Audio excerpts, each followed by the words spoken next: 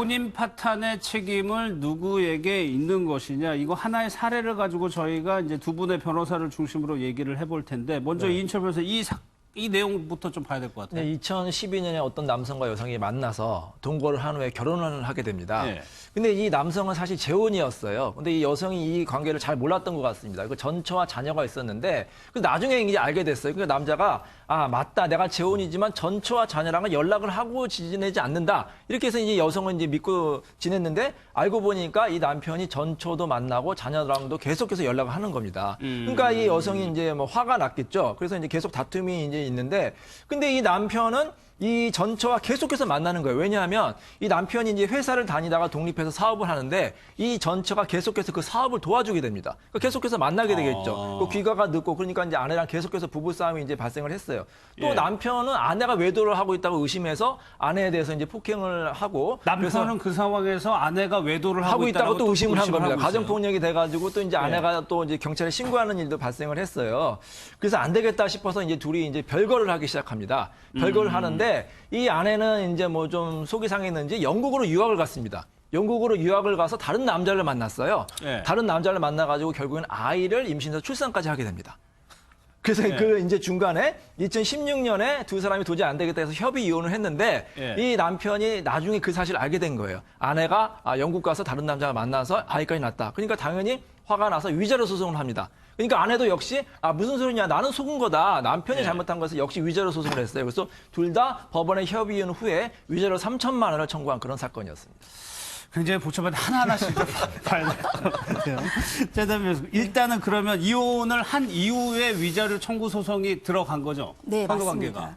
이혼을 다 했는데 위자료 청구 소송을 갑자기 왜 했지? 이렇게 생각하실 수가 있는데, 여기에서 이제 확실하게 넘어가야 될 사실관계가 하나 있어요. 아까 이제 남편이 아내가 외도를 했을 거라고 이제 의심을 했다라고 하셨잖아요. 근데 의심을 한 이유가 그 당시에 아내가 남편의 일을 도와주면서 남편의 관련된 사업하는 사람의 어떤 남성과 그 남성의 누나를 알게 돼요. 그래서 이 남성과 그 남성의 누나를 자주 만나게 되면서 남편이 이 남성과 외도 관계가 아니냐 의심을 하는데, 아까 유학을 가서 남성을 만나 아이를 낳았다고 했잖아요. 이 남성이 그 남성입니다. 그러니까 같은 남성이에요. 그러니까 이 여성이 먼저 처음에 남편의 사업 관계로 알게 된 남성을 만났고 그 이후에 영국으로 유학을 가서 다시 그 남성을 그 만나겠다. 남성이 이제 그 영국으로 여성이 유학 간 이후에 그 남성도 영국으로 가게 되고 거기에서 만나서 아이를 출산을 해요.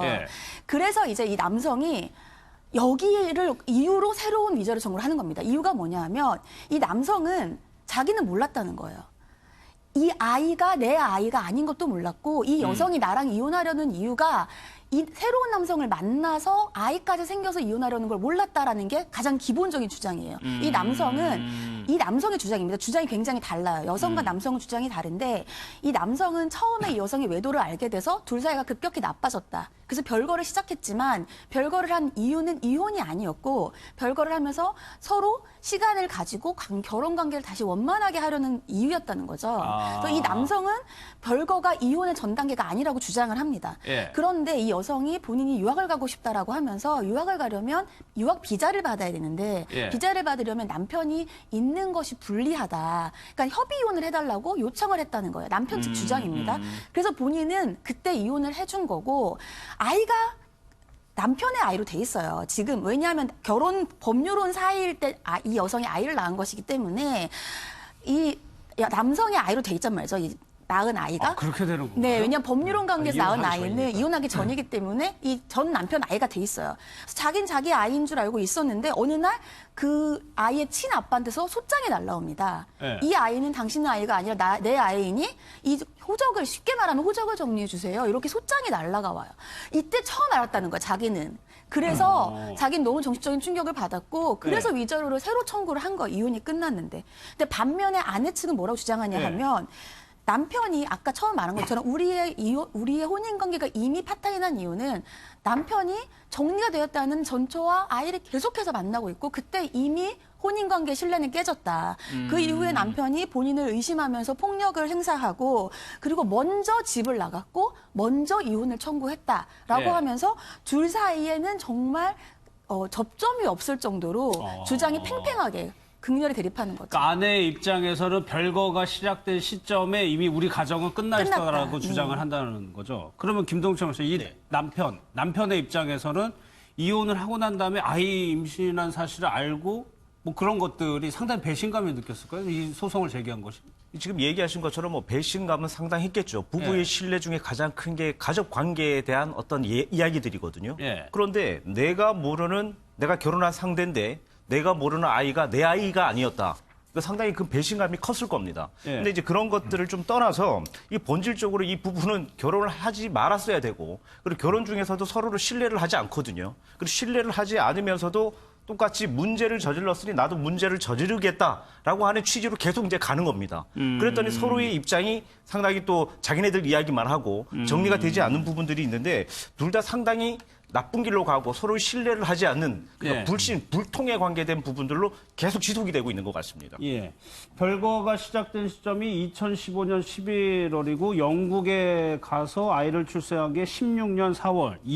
협의운이 완성된 게 16년 10월. 그러니까 혼인 관계가 유지된 상황에서 어쨌거나 이 아내는 다른 남성과 아이를 낳았다는 건데 이제 저희가 이제 이인철 변호사님이랑 최단미 변호사님이 아내 입장에서 한번 좀 여쭤볼게요. 먼저요.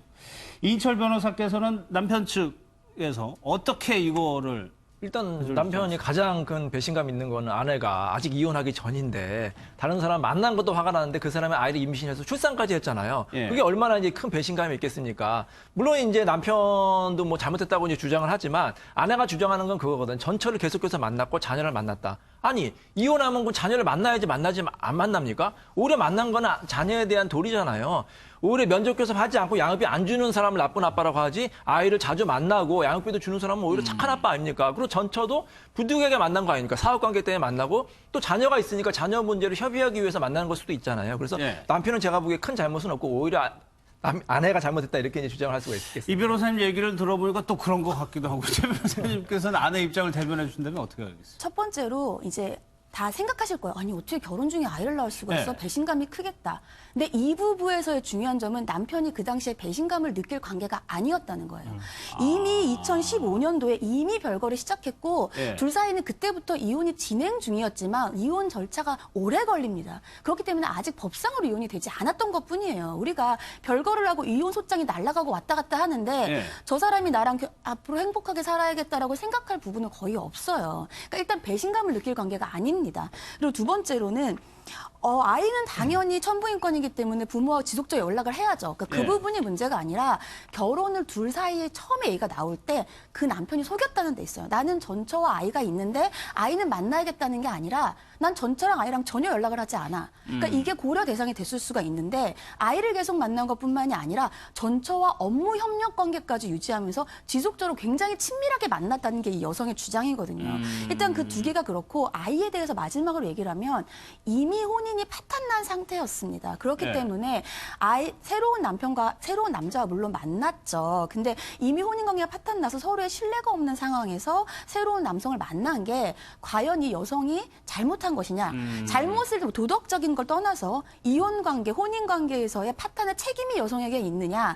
그거는 좀 그렇게 보긴 어렵지 않는가. 뭐 만나는 생각입니다. 것까지는 뭐 파탄 이후에 만나는 건 사실 대부분 판례가 있긴 합니다. 뭐 만나도 어쩔 수는 없다. 근데 뭐가 그렇게 급해서 애를 빨리 낳습니까? 왜냐하면 애를 낳으면은 굉장히 법률적으로도 복잡하고 또 소송 뭐 호적 관계도 정리해야 되는데 좀만 참지. 그런 과정에서 좀 문제가 생긴 것 남편은 같아요. 그게 이제 예. 굉장히 배신감이 났을 거예요. 뭐 안 나는 건 어쩔 수 없지만 뭐가 급해서 그렇게 아이 임신까지 하고 출산까지 그건 충분히 본인 의지로 조절할 수 있는 거 아닙니까? 피임을 할 수도 있는 거고. 예. 근데 오히려 그냥 딱하니 그냥 임신하고 아이까지 낳는 거는 어떻게 보면 남편에게 이거 봐라 남편은 소위 말해서 좀 골탕 먹이려는 의도도 있지 않나 이렇게 또 생각이 들 수 있는 거예요. 그렇게 해서 남편과 아내 측에서 이제 소송을 각각 제기했는데 일단 법원의 판단을 보고 다시 좀 뭐 쟁점을 봐야 될 것 같아요. 네, 법원의 이 판정을 제가 이제 전해드려야 되는데요. 두 분 다 지금 헛고생하신 겁니다. 예. 예, 법원이 무풍지대 결론을 내렸어요. 아무도 책임이 맞바람이 팍 불고 냉풍 온풍이 만나서 막 바로 소용돌이가 생기면 그 태풍의 핵은 눈은 어떻죠? 무풍지대잖아요. 그래서 결론이 뭐냐면 독인 객인 양쪽 다 책임이 있다. 양쪽에서 제기한 위자료 청구 다 기각. 네, 그런데 저는 이게 굉장히 명판정이라고 생각합니다. 예. 그러니까 앞으로 만약에 혹시 이 비슷한 상황에 지금 처해신 분들이 있으시다면 예. 맞바람을 피는 상황까지 가는 그런 부부가 있다면 예, 그냥 쿨하게. 그러니까 서로에게 과실이 있는 상황이라면 예. 쿨하게 그냥 헤어지시는 게 예, 비용을 오히려 절약하시는 길이다. 예. 변호사님들에게는 좀 우울한 소식일 수 있겠으나. 근데 하나의 쟁점이 그 부분인 것 같아요. 별거 이유를 남편 쪽에서는 다시 부득이하게 했다는 거는 이 혼인 관계를 유지하고 싶다라는 생각이 있었다는 주장 아닙니까? 근데 이제 얼마 전에 대법원 판례가 중요한 판례가 나왔어요. 예. 이렇게 별거 중인 경우 아니면 협의 이혼 중인 경우, 이혼 소송 중인 경우 그 절차가 굉장히 오래 걸리잖아요. 뭐 빠르면 석 달, 길면 3년까지 걸릴 수 있습니다. 근데 그동안 본인이 힘드니까 다른 사람 만나는 경우가 많고 실제로 그것 때문에 위자료 청구를 많이 하는데 법원에서는 예전에는 사실 그런 경우에 위자료 청구 인정해주는 판례도 있었어요. 예. 어쨌든 서류 정리가 깔끔하게 되지 않은 상태에서 다른 사람 만난 건 부정행위 아니야 이렇게 했는데 그 대법원 판례가 이제 다 확고하게 돼서 이미 결혼 생활은 깨졌다는 거예요. 이미 파탄됐으니까 그 이후에 만난 것은 그것 때문에 결혼이 파탄이 돼서 불법행위가 아니다. 그래서 만나도 된다는 건 아니지만 불법행위 아니라는 판례가 확고하게 나왔거든요. 예. 그래서 우리 뭐 이종원 평론가님 말씀하신 대로 어떻게 보면 헛고생한 거죠. 그래서 저는 이게 굉장히 바람직하다고 봅니다. 왜냐하면 우리나라는 아직까지 유책주의라서 너무 소모전이 많아요. 예, 남편이 예. 잘못하고 아내가 잘못 이거 싸우느냐고 정말 그냥 온갖 그 정신을 다 쏟거든요. 그럴 경우에는 본인도 힘들고 자녀도 힘들거든요. 선진국은 어떻게 하느냐? 사실 누가 잘못했는지 관심 없습니다. 법원은. 그게 뭐가 중요합니까? 당사자가 해결한 거지. 선진국에서 가장 중요한 건 뭔지 아세요? 자녀 문제. 자녀를 어떻게 행복하게 더 잘 키울 거냐, 이혼한 후에. 그리고 위자료 문제, 재산 분할 문제. 이거에 중점을 가는 거지 누가 잘못했는지는 안 따지거든요. 그걸 파탄주의라고 하거든요. 그래서 저도 누누이 강조하지만 우리나라도 빨리 선진국처럼 파탄주의를 적용해야 된다고 생각합니다. 그 하나의 사례가 이거라는 말씀이시죠. 그렇죠. 네. 근데 최 단장님 앞서 저희가 얘기할 때 남편은 아내 외도를 굉장히 일찍부터 의심을 하고 있었던 것 같은데 그 부분이 인정이 안 된 거예요? 그러니까 법원이 이제 여기서 조금 주의하셔야 될 게 그럼 네. 딴 남자 만나도 되나 아니면 딴 여자 그렇죠. 만나도 되나 네. 그건 아니에요. 그냥 법원이 그 판결문에 보면은 법원도 의심을 합니다. 그러니까 이 여성이 그 남성을 만났던 기간, 처음에 만난 기간, 그리고 유학을 가고 그 남성이 따라가고 아이가 임신이 되고 이 기간을 다 봤을 때 그러니까 결혼이 이혼되기 전에 이 남성을 만난 거는 맞고 분명히 맞고 네. 그 전에 파탄이 나기 전에 이 남성과의 만남이 파탄의 원인인지 여부가 불분명하다는 그게 거예요. 남자 측에서는 굉장히 의심하는 주장한 건데 부분이겠죠. 거기에 대한 예. 증거가 없는 거예요. 그러니까 그 전에 만난 건 맞지만 파탄이 된 이후의 증거들은 있어요. 뭐 아이라든지. 근데 그 전에 이 결혼의 파탄의 원인이 여성과 남성과의 그 만남이 이른 관계가 있는지 여부에 대한 증거가 명확히 없다라는 게 그 판결문 내용에 나와 있습니다. 그래서 그렇기 때문에 그런 것이고요. 뭐 완전히 파탄된 이후에는 상관이 없지만 예, 예. 그 사실 완전히 파탄됐다고 보는 것도 굉장히 애매해요. 왜냐하면 단순히 집을 나갔다고 해서 파탄됐다고 보진 않거든요. 이 법원에서 판결문은 집을 나갔고 그때 집을 나갈 때 이미 재산을 둘이 정리를 다 해요. 아, 재산을 정리했다. 네, 나갈 때 재산을 다 정리했고 여자가 만나자고 해서 남성이 우리 변호사 나 선임했으니까 변호사 통해서 문자 보내라고 얘기를 했고 둘이서 별거하고 나서 한 번도 교류한 적이 없어요. 예. 그렇기 때문에 그런 것이고 단순히 별거로 파탄을 보지는 않기 때문에 여러 가지 고려 요소들이 있습니다. 그러니까 최 변호사님 말씀하신 이제 증거가 없다고 했잖아요. 그래서 문제가 뭐냐면 제가 이제 자꾸 선진국처럼 가야 된다. 이 증거가 있어야지만 우리나라에서는 재판에 이길 수가 있어요. 이혼이 되려고 하더라도 증거가 있어야 되고 위자료를 받으려고 해도 증거가 있어야 되고. 그래서 제가 얼마 전에 이제 실제 재판한 거 보니까 이 남편이나 아내가 외도하는 거를 찾으려고 흥신소를 고용해가지고 망원렌즈까지 해가지고 막 그런 사생활 침해하는 사례들이 경우도 있고 나오잖아요. 또 얼마 전에 엊그저께 유흥탐정 이게 굉장히 문제됐잖아요. 실제로 유흥탐정에 의뢰해가지고 뭐 뒷조사해가지고 또 증거 잡는 경우 굉장히 이렇게 큰 부작용이 있거든요. 부작용이 있구나. 우리나라 현행법상 그런 증거가 있을 수밖에 없어요. 왜냐하면 있어야지만 재판에서 이기고 이혼이 되고 위자료를 받으니까. 그래서 빨리 선진국처럼 가야 된다고 생각합니다. 그러니까 최단비 변호사님이 지적을 해주신 것처럼 이번 판결에 좀 중요한 아셔야 되는 거는 사실상 혼인이 파탄난 이후에 일어난 걸로 봤기 때문에 이런 판결이 맞습니다. 나왔다는 네, 거예요. 맞습니다. 유지되는 중에 이런 일이 일어났다면 다른 결과가 나올 수도 그럼요. 있다는 네. 거죠.